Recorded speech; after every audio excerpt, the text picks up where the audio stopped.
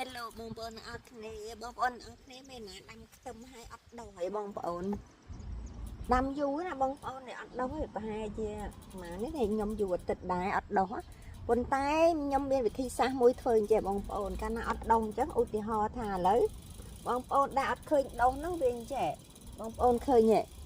វាឃើញតែប្រឡូកស្រួចអញ្ចឹងឯងបងប្អូនតែវាអត់ព្រមចេញមកឯងតែពេលដូច្នេះយើងកុំបាច់ទៅទិញថ្មីមកឲ្យខ្ញុំដកមកខ្ញុំចិត្តចេះបងប្អូនខ្ញុំចិត្តបន្ថែមនេះពីខ្ញុំដាំពីដំបូងខ្ញុំប្រើកត្រៃហ៎បងប្អូនចាខ្ញុំប្រើកត្រៃដូចពិបាកដុះហ៎បងប្អូនណាប្រើកបិតចេះនេះខ្ញុំប្រើកបិតចេះបងប្អូននេះតែពេលរួចហើយអាអត់ដុះហ្នឹងខ្ញុំយកកបិតមកជាវាឲ្យច្រើនតិចមកហើយខ្ញុំបកវាបងប្អូនតាមការពិតណាវាដុះតើបងប្អូនប៉ុន្តែវាដូចដុះណែននៅហ្នឹងវាអត់ចេញរួចទេបងប្អូននេះកាលណាយើងបកមកនេះឃើញទេបងប្អូននេះឃើញបដូរវាទេ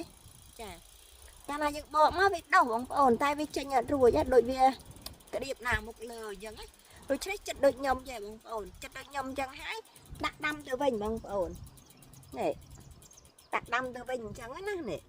រួចហើយគឺខ្ញុំដាក់ដាំទៅវិញអញ្ចឹងបងប្អូនធ្វើអញ្ចឹងឲ្យគ្រប់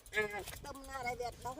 បងប្អូនធ្វើអញ្ចឹងទាំងអស់អញ្ចឹងខ្ទឹមនោះវាអាចដុះល្អទេបងប្អូនខាងនេះខ្ញុំអត់ពិសោធន៍ហើយនេះបងប្អូនឃើញទេខាងនេះខ្ញុំអត់ពិសោធន៍ហើយខ្ញុំកាត់ហើយបងប្អូននេះវាដុះមកយ៉ាងច្រើនស្អាតហ្មងតែពេលអញ្ចឹងអាខាងនេះខ្ញុំអត់ធ្វើទេកាលណាខ្ញុំអត់ធ្វើខ្ញុំចេះទុកវាដុះសោះបងប្អូនឃើញទេវាដុះហើយចាតែពេលអាខាងនេះបានផលទេបានខ្ញុំមកចាប់ដើមធ្វើខាងហ្នឹងទៀតណាបងប្អូននេះឃើញសិនខ្ញុំជាទាំងអស់នេះតាមពិតវាមានប្រឡូកដុះមកប៉ុន្តែវាចេញអត់រួចណាចាដូច្នេះបងប្អូនទាំងអស់គ្នា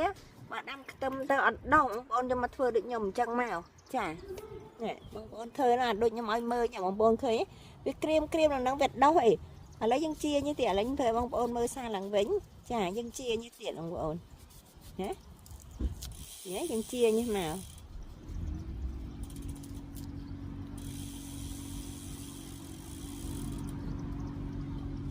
យើងជាវាបងប្អូនយើងជាវាប្រយ័ត្នដាច់បដូរវាយើងជាយើងមើលវាបងប្អូនប្រយ័ត្នដាច់បដូរថ្នមវាចា